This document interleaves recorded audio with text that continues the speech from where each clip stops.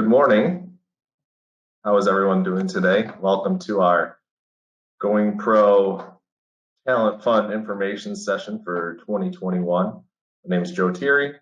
I'm Business Solutions Manager with West Michigan Works. With me today, Rochelle Smith. She's going to be monitoring some of the chat feature that we have as we have questions as we go along. How's everyone doing this morning? I'm glad to have you here.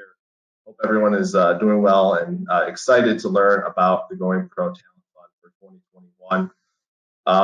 Really talking about the agenda today, we're going to be reviewing some of the program elements of the actual Talent Fund itself, a few updates to this year's grant as well, and then we'll get into some of the new things that are happening for this year for the Going Pro Talent Fund.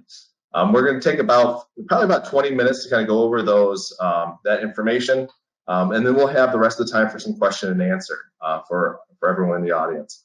So you probably see that you have a section for the chat. Feel free to write questions in there. What I would ask you to do is just reference the slide number that's in the bottom right-hand corner. When you are ready to ask those questions, just reference what slide that was on. We'll try to go back to that slide and be able to answer that. A recording of this session will be made available. It will be automatically emailed for anyone who did register. And we do, in the handout section, have a slide deck, which will be available as well. Before we get started, just wanted to kind of give a reminder to everyone who's out there, whether or not you know who your West Michigan Works Business Solutions representative may be. Keep in mind that will be your lifeline through the grant process. I'll probably mention a couple times, if you do have questions, to reach out to that individual, as they're going to be helping you navigate through this grant. So what is the Going Pro Talent Fund? So Going Pro Talent Fund is a competitive grant that awards employers to assist them in training, developing, and retaining current and new employees. The Talent Fund supported trainings that help expand and improve an employee's skills and develops his or her opportunities for growth within the organization. We do have a number of key partners as part of this grant, several who might actually be in the audience with us today. Some of the key partners that we do work with as part of this grant is the Michigan Department of Labor and Economic Opportunity, the Michigan Economic Development Corporation, so our economic development partners both on the state level and on the local level. So we have a list of those individuals. Then the nice part is, as part of these meetings, we will be including our state and local economic development partners as part of those meetings. Quite often in some of these Talent Fund meetings, there are some topics that are talked about that our economic development partners might have resources for employers. So it's always nice to be able to tie them into these meetings to be able to all do that all at one time. Another key partner is our Michigan community colleges and other allowable training providers. As I mentioned later, I'll talk about training, what eligible trainings there are. The goal of this grant is to keep the trainings in Michigan, if possible. If you would be looking at outside states for training providers, we would just have to have a reason whether it's not available in Michigan or it's proprietary or anything like that.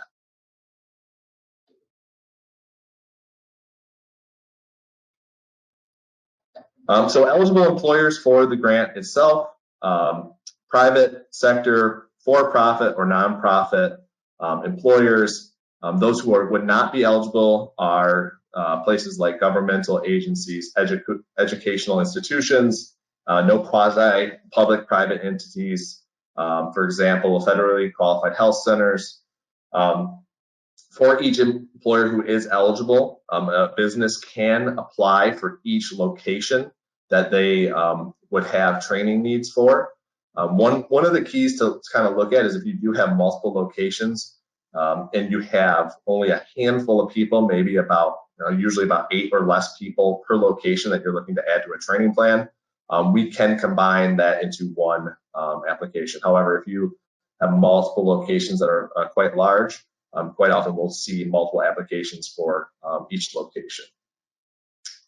Funding for each location is not guaranteed. Funding overall is not guaranteed. It is a competitive grant, so keep that in mind. And also, if you get funded for one location, it does not mean that you will get funded for the second location. Only one award per location per year, and you must be in compliance with all federal and state tax obligations. So eligible trainees, they have to be employed in Michigan. Want to make sure that those folks are 18 years or older, and they have to be full-time employees. And our definition of full-time employees is going to be 32 hours or more. So those are the people who are eligible for the Going Pro Talent Fund.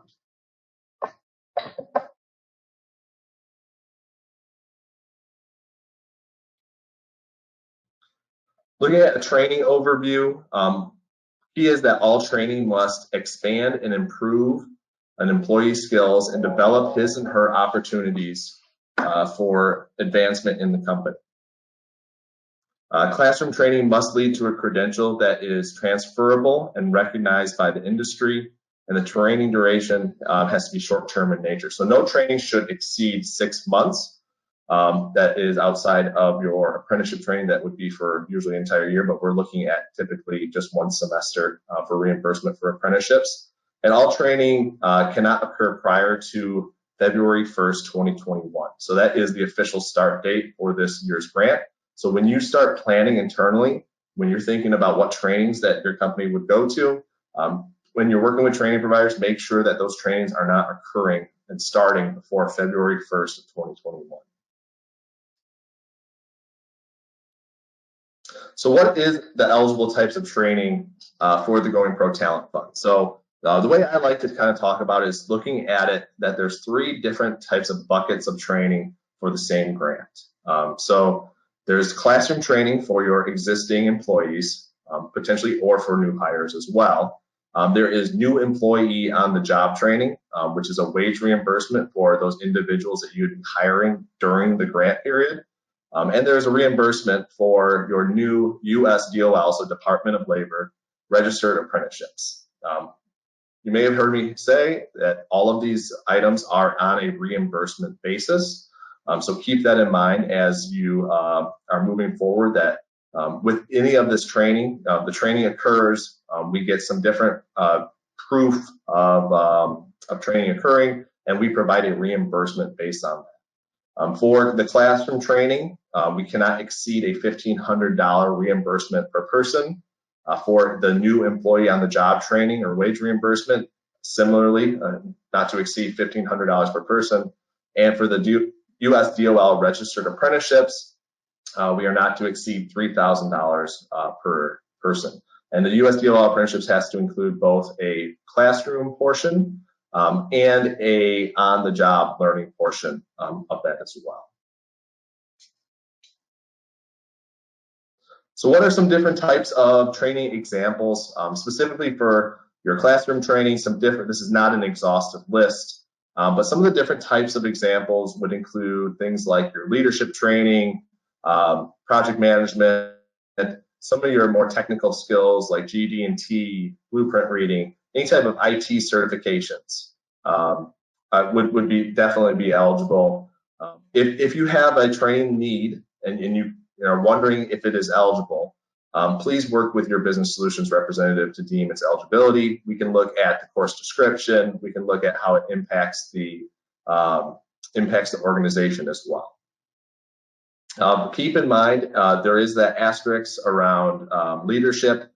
Typically for leadership training, we are not looking at any type of one-day webinar or seminar type of thing for leadership. It should be a more comprehensive program instead of a short-term kind of a seminar or a conference or something like that.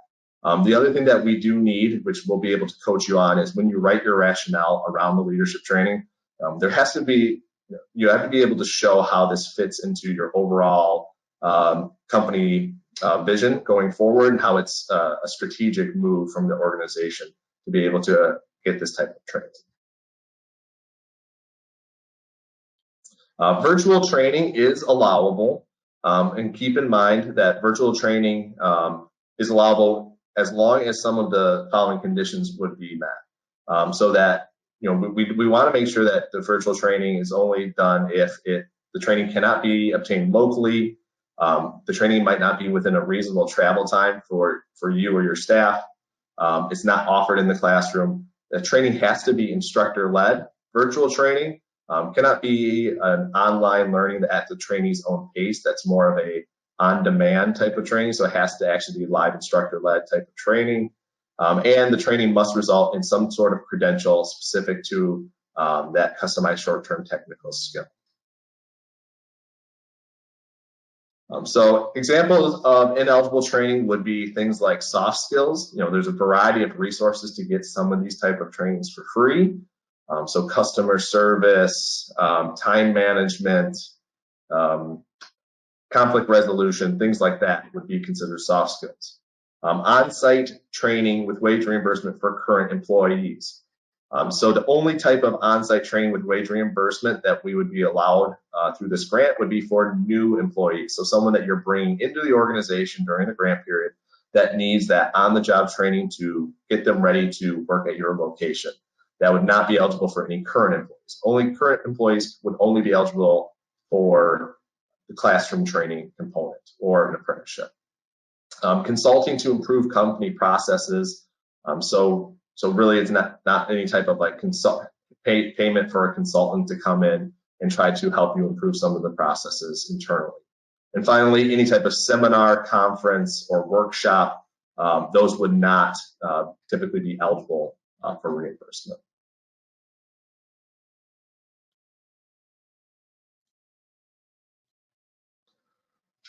Industry-led collaboratives. So a little information about what this is. So I'll just touch on this briefly. When you meet with your business solutions rep, you'll be working on your independent application. That is what we are gearing up for in November. However, there is also a component of the Going Pro Talent Fund dedicated towards industry-led collaboratives, or ILCs. So what an industry-led collaborative is a separate application where multiple companies would work together to identify one or more trainings that they have a shared training need for. And they could write an application to send individuals to that training. This would be in conjunction outside of your independent application. So a company can have one independent award and one ILC award based on that location. Everything on the ILC training plan must be shared by 2 partner employers, so it can't just be one employer going to it. That's not a collaborative. You have to have multiple employers. However, the open application period for this is not until April of 2021.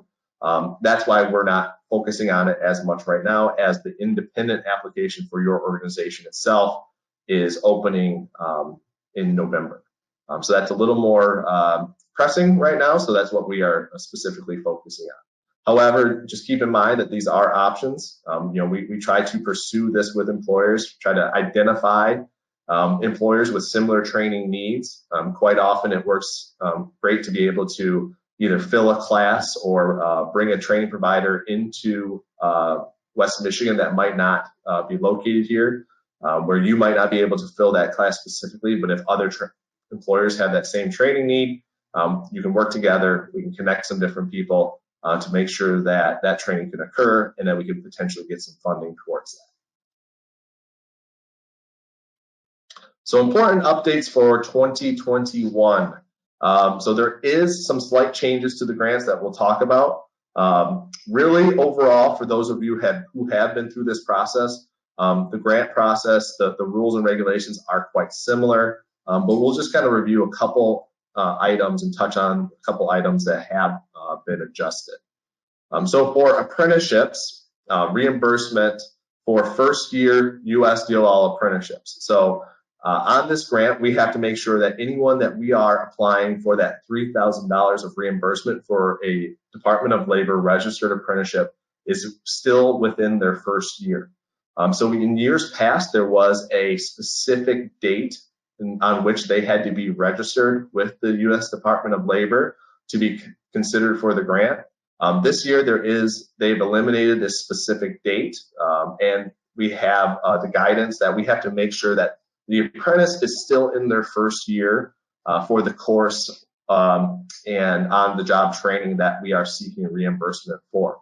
That would be for anyone who is a current employee. Maybe you registered someone in the fall of 2020. They're still going to be taking their first year courses through the fall of 2021. We could apply for funding for them as a first year apprentice.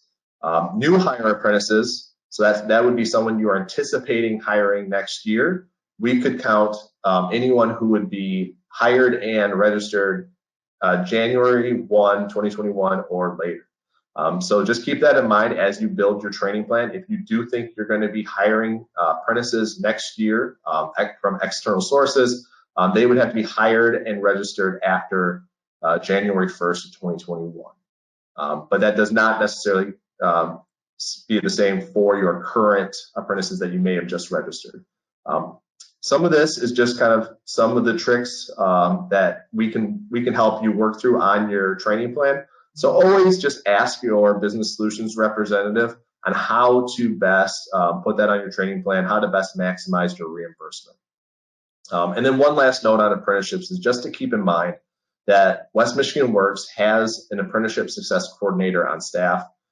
We actually hold USDOL apprenticeship standards for a variety of occupations. So if you've ever thought of starting an apprenticeship program up, we try to take some of that legwork out of the way for you. We try to make it a little bit easier so you have to do a little less paperwork. And really, as an employer, you're focused on identifying what courses you would want to take as part of the program and who that individual might be.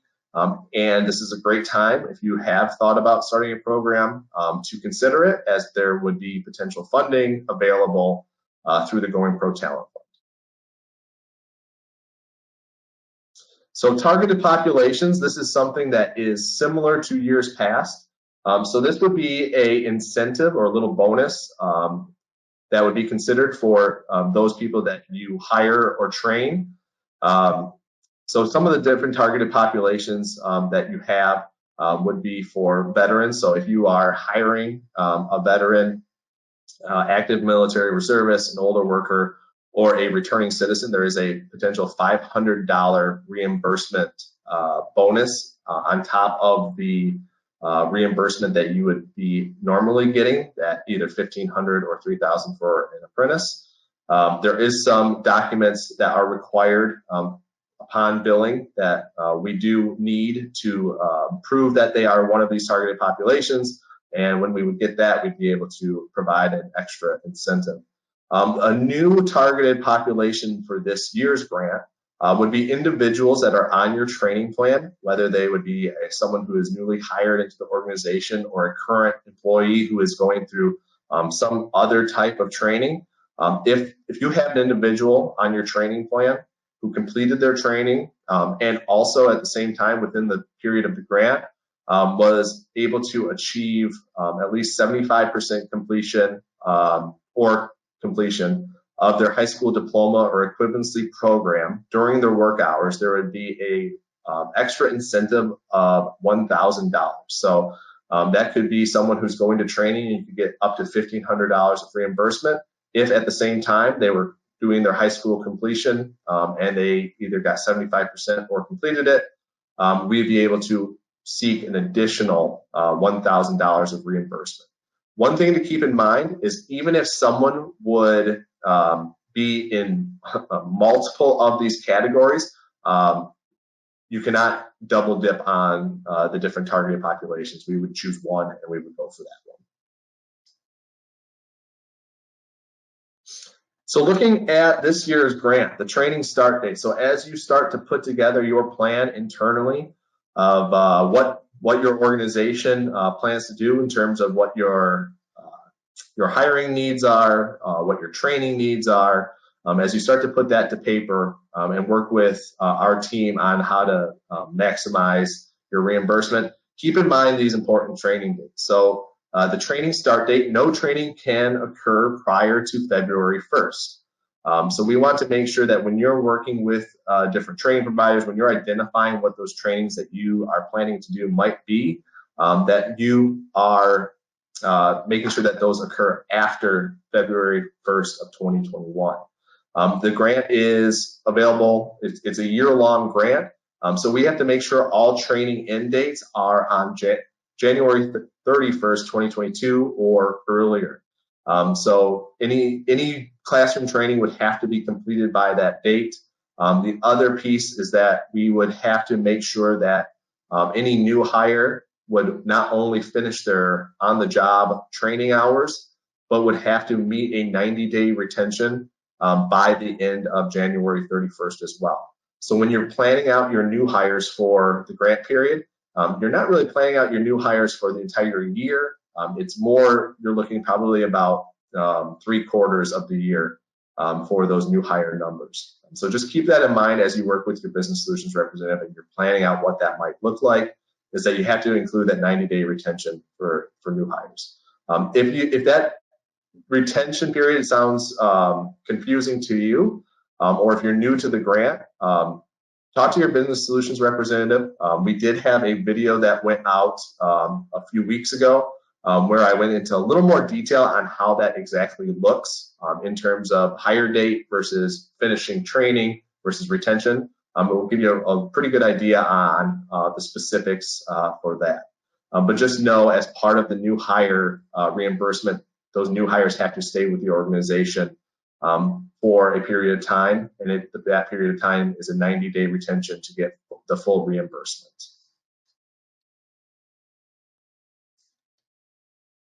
The application itself. So let's start talking about the application and thinking strategically through how to put our best application forward. So the application itself is online. It's vetted through the Michigan Works agencies. We have an open application period. It does start on November 2nd and closes on November 30th. So my recommendation is we are only 10 days away from it opening. Although it does close at the end of November, there is a number of back and forth that will happen between you, others in your organization, and then your business solutions representative at West Michigan Works. So start it early, get into that system as soon as possible, so that we can work together on making sure you have the best application possible. It's competitive scoring until funds are exhausted. There's no guarantee for funding. So that's where we'll talk about the scoring criteria here in just a second. We want to make sure we can maximize the number of points that you are getting for this application.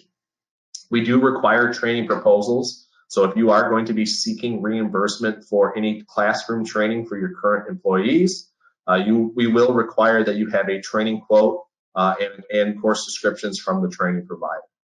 We anticipate that awards are going to be announced in January, so mid-January of 2021, giving a little bit of time before that training start date of February of 2021. So the scoring criteria itself, there are a few new considerations for this year's scoring criteria. So I'm going to go through each of these sections, talk in a little bit of detail on each of them, because our goal is to be able to make sure that we're working with each individual employer to maximize the amount of points that you might be able to get. So we want to be strategic about how we move forward with that. So the first section is your rationale. And just keep in mind, I'll show you on the next slide, the total number of points that you can get for this application is 85.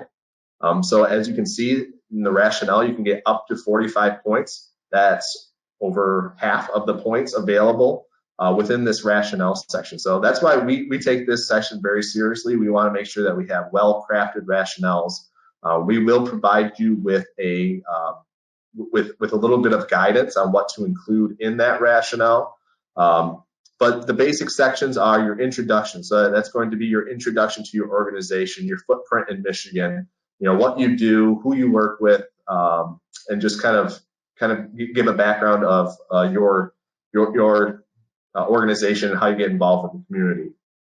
Second section, which is the largest section in the rationale, is your business case. So that's going to be including any type of COVID-19 impacts.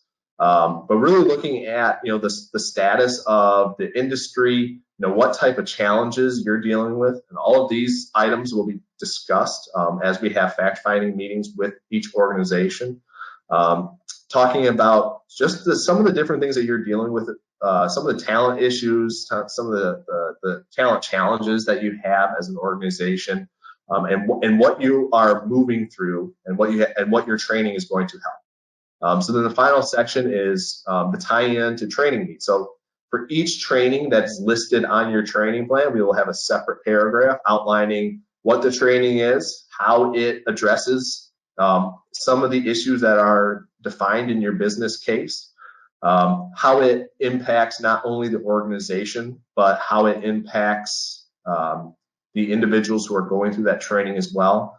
Because you have to keep in mind, as we go through this process, we want to make sure that the training is not only doing good things for the organization in terms of increasing your bottom line, upping productivity, allowing you to gain new customers, but also giving that individual who's going through the training some type of credential that allows them to move up in the organization, get a raise, make sustainable wages, have some sort of skill that's valued across the industry and the region and the state, so that they have something that they can take with them as well.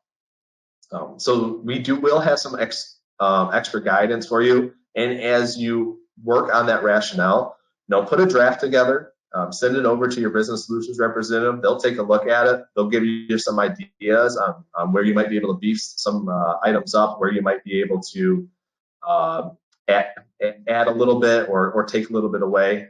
And we'll be able to work with you to make sure that that is looking really good before we submit it, as it is the largest piece of the scoring criteria.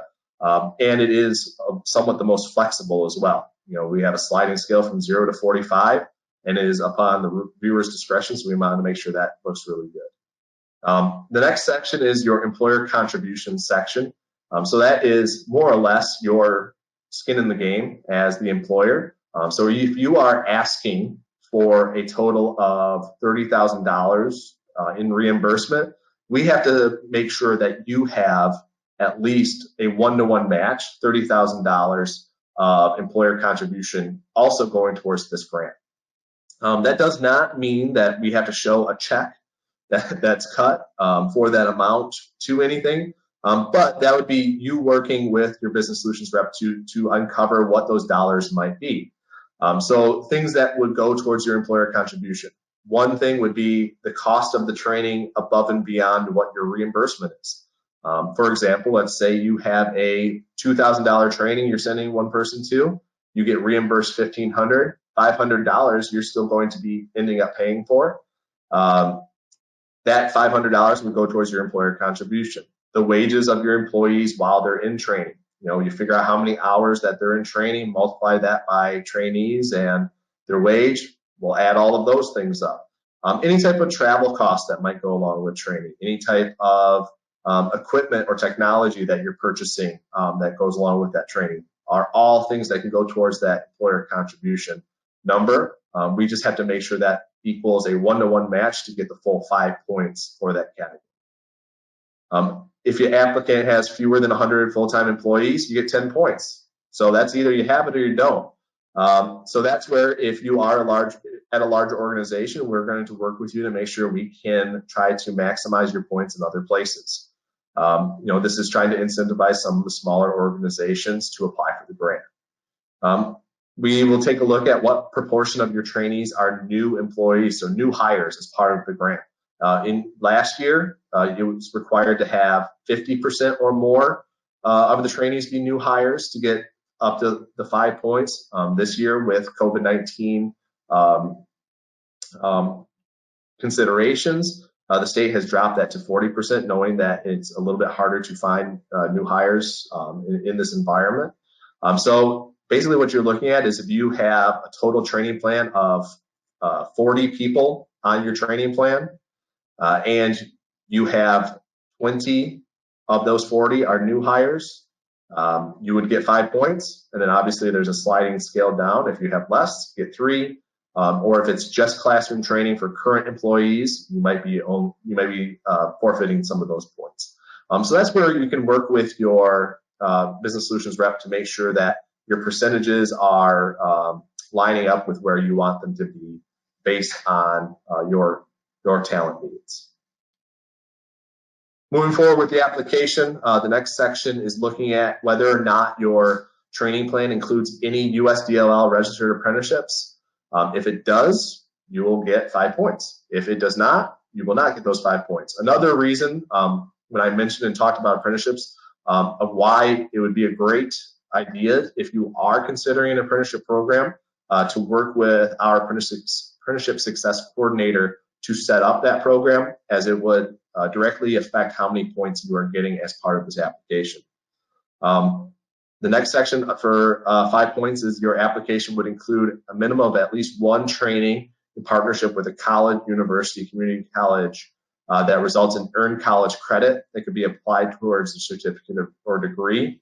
So that'd be if you have a current employee who's going to a standalone college course for credit that may not be part of a degree program itself, but it could also include the course for your apprenticeship. So another reason why having a USDLL registered apprenticeship would be important. The final aspect of the scoring is based on the size of your funding requested. So it is on a sliding scale. Anything requested up to $50,000, you get 10 points. And then obviously it goes down 2 points for every $50,000 that you request. That's where if you're working with your business solutions representative and your current ask is at $101,000, we might try to work with you to say, hey, should we eliminate a few of the new hires off of your training plan to get it down to into the 90,000s? Add a couple points. Every point counts. We never know typically what the scoring cutoff is going to be. But every year there is going to be some sort of cutoff where someone with a certain level will get awarded. Then usually it's at a half a point lower. Those folks do not get awarded based off of their scoring. So every point does count. So we'll want to maximize those points where we can. So just kind of real quickly at the end here, we're going to just talk about what those next steps are. So really the next steps are, starting your process internally, kind of looking at what training needs you have, and then getting ready to do your online application. So the online application is available on November 2nd. You can access that system already and submit a request to apply. The first step is using the system to do an authorization request. We will get that request. We will authorize it and assign it to who you are working with at Western Michigan Works. Your business solutions representative will be available for any technical assistance and will be able to provide you with some information on some virtual workshops where you can, in real time work on your application. And when needed, get paired up with one of our team members to walk you through that application when you're ready to start filling that out online. So some of your next steps really is just working with your business solutions representative to get into that online system. For anyone who doesn't know who that might be or has not been assigned to a business solutions representative in the past, please email business@westmiworks.org. Just write in the message that you need to have someone assigned, and we will get someone assigned and reach out to you very quickly. After you are connected with them, you will schedule a fact-finding meeting. Each company who plans on applying is required to do a fact-finding meeting. In the meantime, internal research. So work with your hiring managers, work with your department leads, work with others in your organization to figure out what your anticipated training, hiring, and apprenticeship needs may be for the grant period. So for the period of February 1st through January 31st of 2022. So some of that long-term planning that needs to be done before you apply. So after you complete your fact-finding meeting, we do have some documents available for you. You'd be, preparing by working on an Excel training plan that we have available. Really helps organize your information, start gathering some of those training quotes. and get ready to start that online application on November 2nd. And then I'll just have one more pitch for our virtual workshops that we will be having through November. As you really get into your application online, this is a technical assistance session to be able to walk you through that process, help you with navigating through there to make sure everything's entered accurately. And then, like I mentioned there at the bottom, if you just have some general questions, you don't know who to reach out to, feel free to reach out to us at business@westmiworks, and we'd be happy to answer any questions for you. So that's what I have for our formal presentation. I want to be able to open it up for some questions. I think we probably have some questions in the chat box going on. So I'm going to take a look at that and see what we have in terms of questions right now. All right, so one question, first one I have is, since Talent Fund was line item canceled last year, do we have a better chance this year of approval? At this point, it's in the budget, so we're moving forward with it being in the budget. No plans to have any type of line items. In terms of your individual application, the chances are based on the scoring criteria. So really that's going to be us working with you to be able to maximize those points.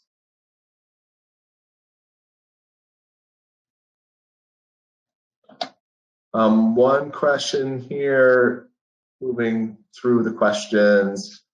Question from Jessica saying, does this mean winter semester classes for apprentices at GRCC, which start in January, will not be eligible training? To be honest, we're waiting for further clarification on that specific answer. What our indication is that we do know that if someone is considered a first-year apprentice still in spring courses, we could be able to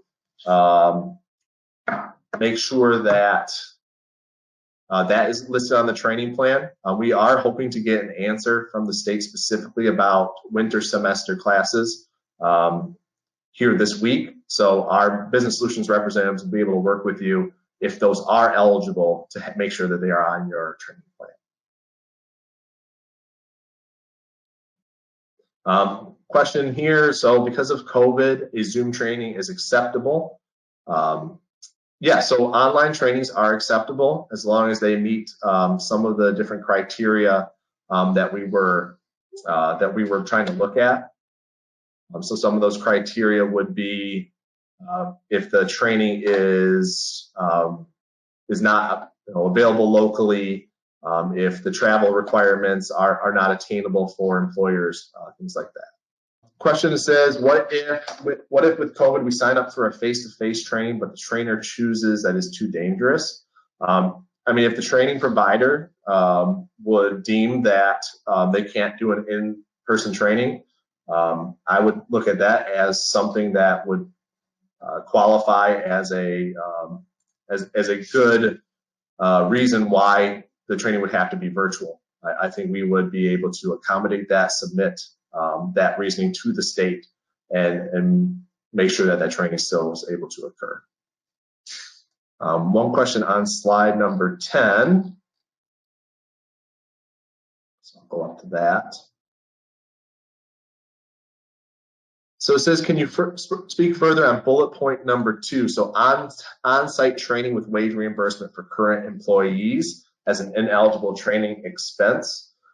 So the key there is that, so as part of the training plan, we have new hire training as an eligible training with wage reimbursement.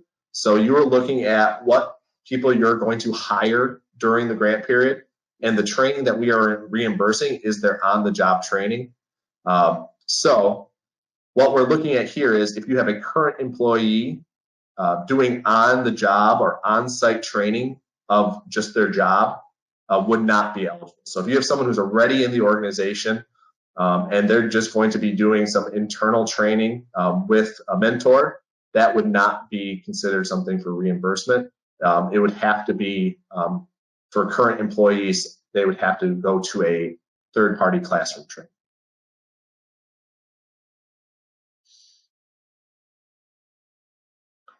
I'll make sure getting all these questions here. So question is, does a new employee to qualify have to be hired after February 1 of 2021? That is the grant start date. So we do look at that as any new employees that we add on the training plan, we would be looking at a start date of February 1st, 2021 or after.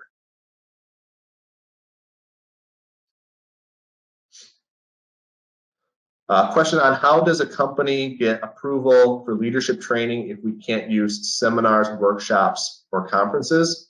There are plenty of training providers out there who have leadership training programs.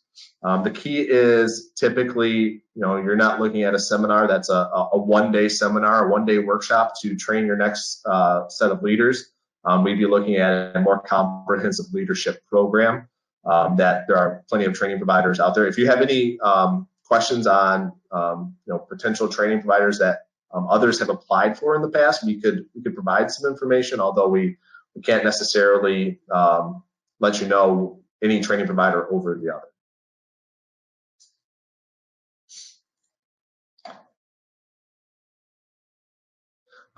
One question, I'm not sure the number of the slide, but one slide said that something must be used in 6 months. So are they able to have their training within a year?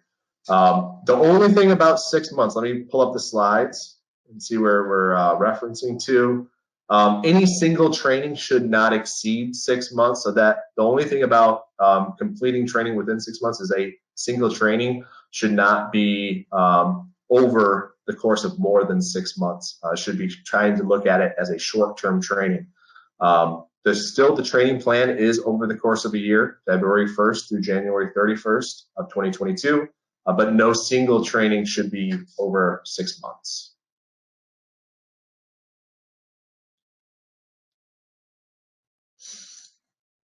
All right, so a question of if an employee is hired in January of 2021, could they qualify for new hire OJT training funds, or would the new employees have to start after 2/1? For new hires, we are looking for that 2/1 of 21 date, typically for reimbursement. There are some rules that the state sets aside that there is a look back window. We would have to make sure that that person's on the job training would go past the new year. So really the best bet on that is if you are planning on doing a large amount of hiring right in the new year, talk to your business solutions representative on exactly how you might be able to still get reimbursement for that, as there are some little tricks to it to make sure that you are getting reimbursed. Just because you have to make sure that there is still training going on after the award would be made. And keep in mind, for all of this, that there is no guarantee of funding. For this grant, awards will be made in mid-January, and training can't occur before February 1st.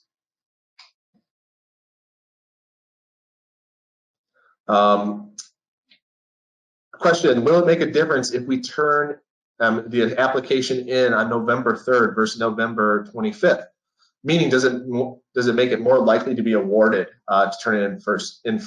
There is no scoring difference if you turn your application in on November 3rd versus November 25th. The thing I will tell you, though, and why I would recommend to work on it and try to submit it earlier, is that we put each application through a pretty robust review process internally here at West Michigan Works. And the earlier you get your application in, the more eyes that will be on this and the more time we have to work on it to make sure that what we are submitting to the state is a clean, finished product. The later that it is submitted, just naturally, the less time we have to really put it through our review process. We try our best to make sure every application gets gets reviewed by a number of people from a different number of levels. But really just doing it a little bit earlier puts you in a better position to get higher points. But however, it does not actually go into effect at all in terms of the scoring.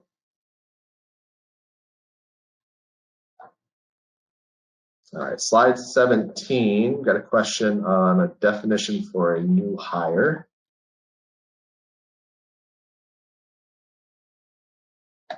Okay, so proportion of the trainees that are new employees or new hires. So when you work on your training plan, you'll see there are kind of two main sections that you'll be filling out. One section that outlines what training your current employees would be going to, so those third-party trainings, or current apprentices, what trainings they're going to.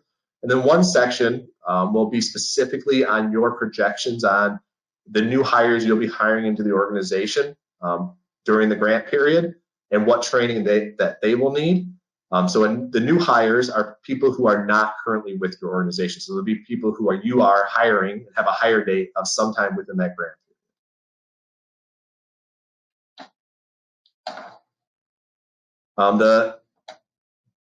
The timing for someone to be considered a new hire, we are looking for the grant period, which is February 1st through January 31st of 2022. We have a question of, can the application be used from last year as a starting point so the company does not have to start over? Unfortunately, no, it cannot. You can reference your application from years past. However, with that being said, each grant year is very different. We want to make sure, even if your training needs are similar, your company's situation, especially due to COVID, might be differently. So we are going to work with you to update your rationale, especially around each training. So you will have to come fill out and complete a new application. Questions asked was, can the application be printed out so you can work on it offline when you are ready to submit, and then go fill it out online? Yeah, so there's a lot of different things that you can do without having to go into the online application system. We will actually, each business solutions representative will provide you with some resources that you can use to gather all the information you need before you actually put it into an online system. There is not a paper version of the application, but we could provide you with each of the sections you'll have to fill out so that you'll have all that information when you're ready to input it. One question about how the reimbursements work. Are we reimbursed as expenses occur? And if so, how long do we have to wait to get reimbursed? Or do we have to pay out of pocket and wait to the end of the program to get reimbursed? So as a reimbursement basis, the nice part is we can reimburse as the costs are paid and the training is finished. So you don't have to wait until the end of the program to get a reimbursement. How it typically works, let's say you send 3 people to a third-party classroom training. It costs $500 a person. You send them, pay for it. Upon completion, your business solutions representative will reach out, typically, soon after that training completes, and say, hey, we had this on the training plan. Looks like it should be completed. I will need a copy of the paid invoice and the certificates of completion. Once we receive those, we submit that for reimbursement, and typically, usually about 4 to 6 weeks later, we have a check that is delivered to your organization. So it is not something that you have to wait until the end of the grant period to get reimbursed for. It is upon completion of that training and upon processing of a few pieces of documentation that we need.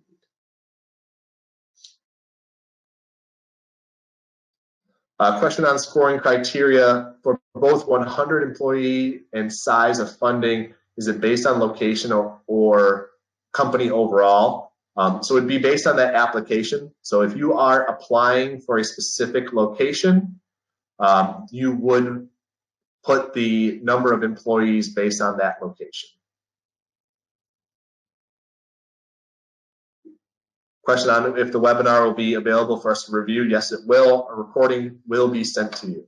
And a hard copy should be included in the handout section of this as well. But you can always reach out to your business solutions representative, and they can have a copy of that emailed to you.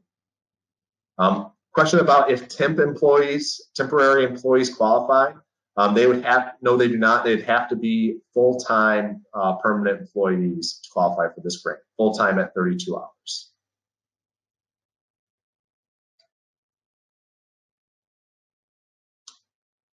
Question on if this covers recertifications. That's a good question. Any type of recertification for an employee is typically not eligible for training. It would have to be something that is a new certification for that employee. Next question, are HR certifications still ineligible? Yes, they are still ineligible, unfortunately. Question about the ILC, Industry-Led Collaborative Training. Is the Industry-Led Collaborative Training approval along the same timeline? Also, do we need to indicate on our Going Pro application that we are pursuing an Industry-Led Collaborative? No, you do not have to indicate that you are pursuing a collaborative. And in terms of a timeline, it's a totally different timeline. Application would open in April of 2021, and no specific indication on if there's a closing period. Typically in the past, industry-led collaboratives have had a opening date, and then they've been reviewed as they've come in. So there's not like a waiting period. Can't tell you for certain that it's going to be the same this year, but that's how it has been in the past. A copy of the presentation, reach out to your business solutions representative if you can't access it through this meeting.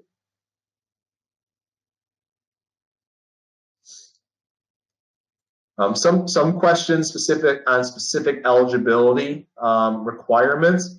My suggestion would be to talk specifically to your business solutions representative, kind of give a background on your organization if you're wondering if you're eligible, and we'll be able to vet that with the state directly. Another question about temporary to hire employees eligible. It would have to be a permanent employee. Let's see, there's a couple questions that have been asked before. One question was, so my understanding is it has to be new employees only, not existing employees. I just want to make sure that people are clear that this grant can be used for both new employees or existing employees. So looking at the type of training you are going to send them to. Existing employees, you'd be looking at sending people to a classroom training. New employees is where you could potentially send them to a classroom training if you knew what that was before they started. However, typically it's easiest to apply for that on-the-job training wage reimbursement.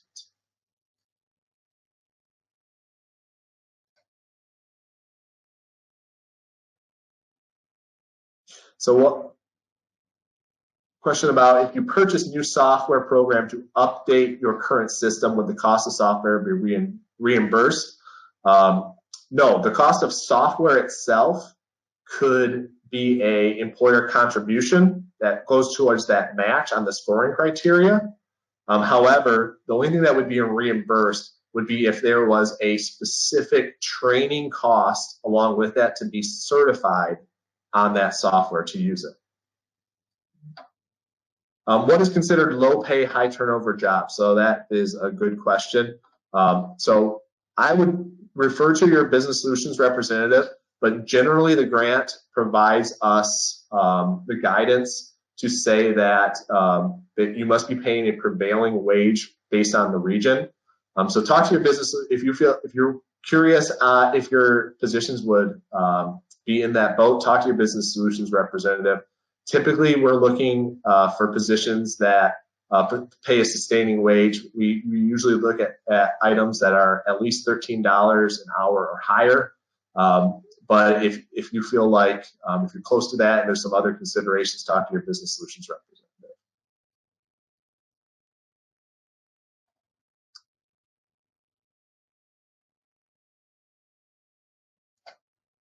Good question about if you have an existing account and credentials on the online application system, would they still work?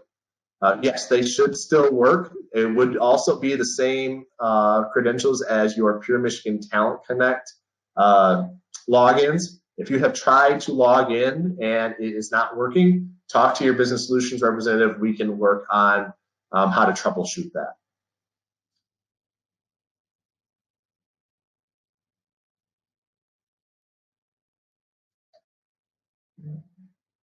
Let's see here. One question about if exam fees associated with a certification can be reimbursed. Exam fees cannot be reimbursed as part of this grant, only the certification training portion itself.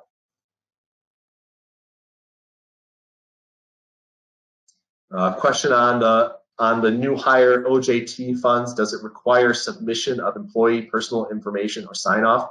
The documentation requirements for your new hires would require typically some sort of screenshot of your organization's payroll system that shows the employee's start date, and then some sort of report either from your payroll system or a paycheck stub that shows that that employee is still actively working at your organization upon the retention dates that are required.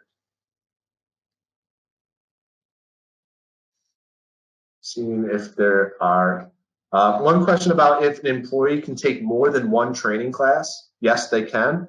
There is no limit to how many courses or classes your current employees could be in on this grant, but there is a limit on the reimbursement. So if you have an employee who's taking 2 classes and they're both $500, you can do that. You haven't hit your maximum reimbursement per person.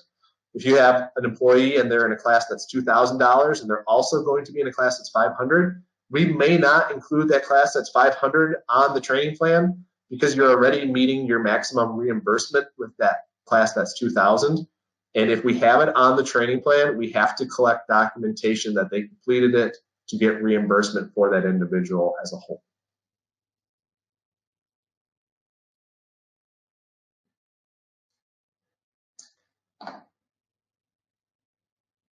One question around is IPC certification still eligible for any type of process improvement certifications? We can look at that on a case-by-case basis. I think we would have to dig more into the actual training curriculum, what the impacts are going to be, what the anticipated credential is going to be for that individual. Is it a portable credential? So there's a lot of different considerations that we'd have to look at specifically in terms of that certification to see if it would be eligible.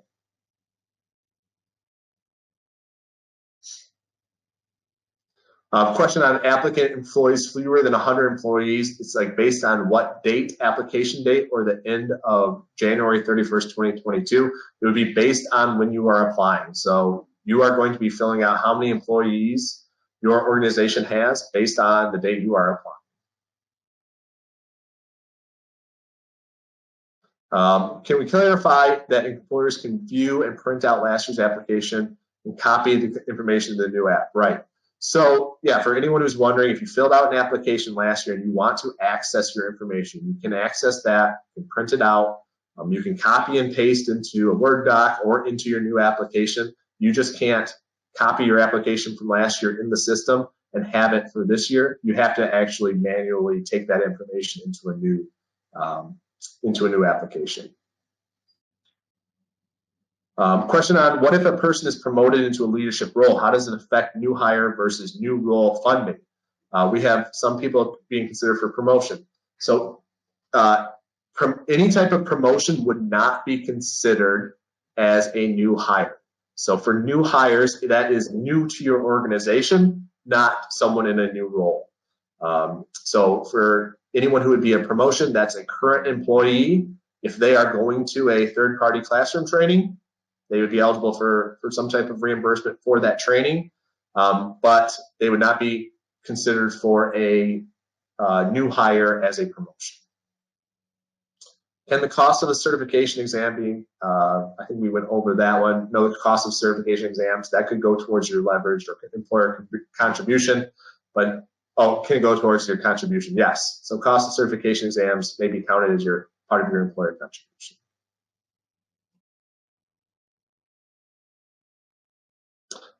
Said, if you are not the same person that completed the application last year and you do not have the login information for the system and still have to create a new account, well, I still have access to last year's grant application. I do not know the answer to that. I don't believe you would. I would believe it would be tied to that user. However, I would then work with your business solutions representative who should be able to have access and print off any documents, download anything to be able to send over to you.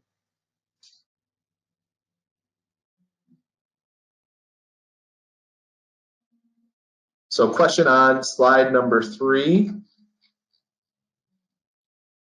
So how do some of our key partners benefit us regarding our application? So obviously for the community colleges, other training providers, they would be providing the training that you would be sending your employees to.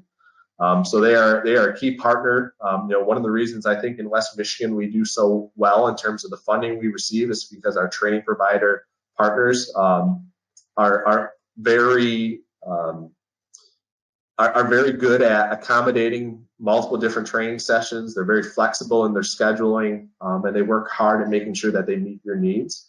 Our economic development partners, they're important in this process as they are able to potentially provide other resources. So when we talk about, the Going Pro Talent Fund, a lot of the things we're talking about is potential expansion where you're hiring more individuals. It's some of your different training and talent needs that you're kind of dealing with right now. And the Going Pro Talent Fund is just one of many resources that are available for organizations out there to be able to take advantage of to get some different types of funding or other resources for your organization. So as we talk about some of those issues, our economic development partners are vital in terms of providing additional resources that you might not know are available outside of the Going Pro Talent. All right, I think I've basically caught up to where we were on the questions. I'm happy to stay on the line here as any other questions might come through. I'm going to just kind of scroll through to see if I missed anything. I think I may have skipped over a couple that were repeat questions. So if I missed your question, feel free to type it in again.